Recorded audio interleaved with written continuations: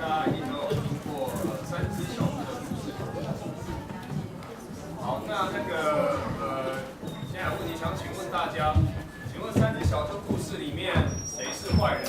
因为我们是有奖征答，知道的小朋友和家长都可以踊跃举手，有你们喜欢的奖品哦。OK， 来，三只小猪的故事里面 ，Who's the bad guy？ 谁是坏人？来，弟弟，老师请。大野狼哦，为什么是大野狼？你们有问过大野狼的心情吗？但是谢谢你，没错，你答对了，是大野狼。来挑一个。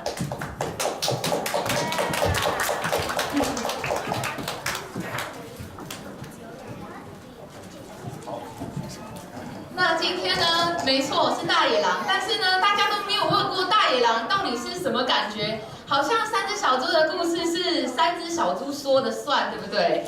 所以今天我们的大野狼要来我们先杰这里申冤，他来告诉我们他看到的到底是什么情景。那今天就由我们的那个小二班，由那个 Allie、Fiona、Maggie、Lucas、Brian 跟 Oscar， 让我们重回当时大野狼的心境。那现在让我们大家掌声欢迎他们。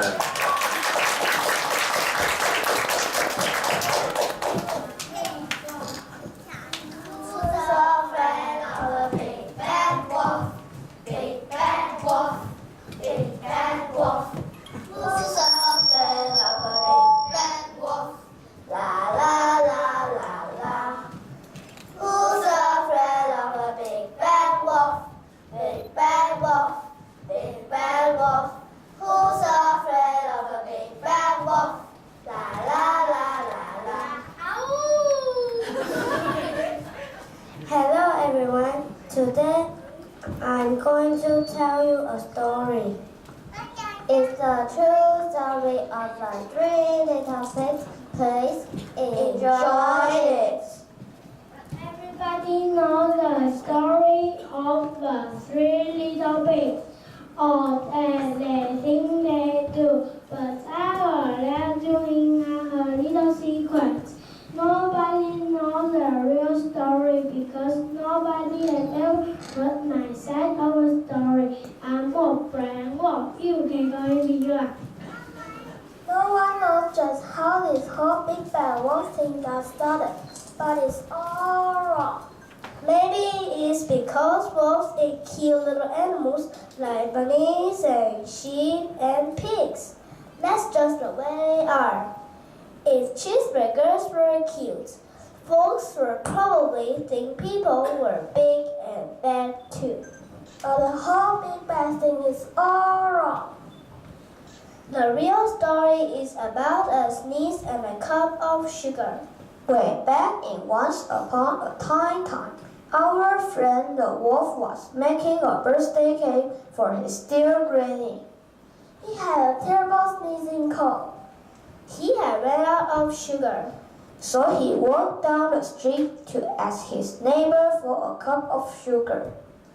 Now this neighbor was a pig, and he wasn't bright either. He had built his whole house out of straw. Can you believe it? Who in his right mind would build a house of straw? So of course the minute the wolf knocked on the door, it fell right in, and he didn't want to just walk into someone else's house. So he called, Little pig, are you in? no answer. He was just about to go home without a cup of sugar for his dear old granny's birthday cake. That's when his nose starting to itch. He felt a sneeze coming on. Well, he huffed and he snuffed and he sneezed a great sneeze. And you know what? That whole darn straw house fell down. And right in the middle of the pile of straw was the first little pig, died as a doornail. He had been home the whole time. It's made by a perfectly good ham dinner lying there in the straw, so the wolf ate up. Think of it as a big cheeseburger just lying there. He was feeling a little better. but he still didn't have his cup of sugar. So he went to the next neighbor's house. This neighbor was the first little pig spotter. He was a little smarter, but not much.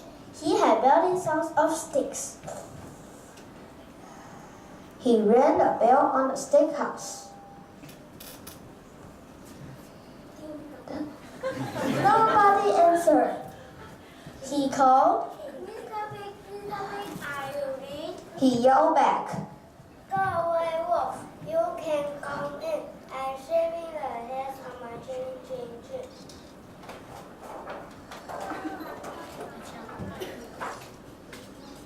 He had pressed the doorknob when he felt another sneeze coming up. He huffed and he snuffed, and he tried to cover his mouth, but he sneezed a great sneeze. And you're not going to believe it. This guy's house fell down just like his brother's. When the dust cleared, there was a second little pig, dead at the doornail. Now you know full well spoil if you leave it out in the open. So the wolf did the only thing there was to do. He had dinner again. Think of it as a second helping. He was getting awfully full, but his coat was feeling a little better. And he still didn't have that cup of sugar for his dear old granny birthday cake. So the wolf went to the next house. This guy was the first and second little pig's brother. He must have been the brains of the family. He had building sums of bricks. The wolf knocked on the brick house.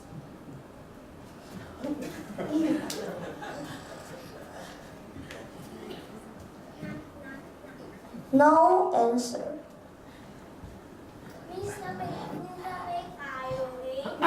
And do you know why that rude little croaker answered? Get out of here, wolf. Don't bother me again. Talk about impolite. He probably had a whole sack full of sugar, and he wouldn't give the wolf even one little cup for his dear sweet open birthday cake. What a pig! The wolf was just about to go home and maybe make a nice birthday card instead of a cake when he felt his coat coming on.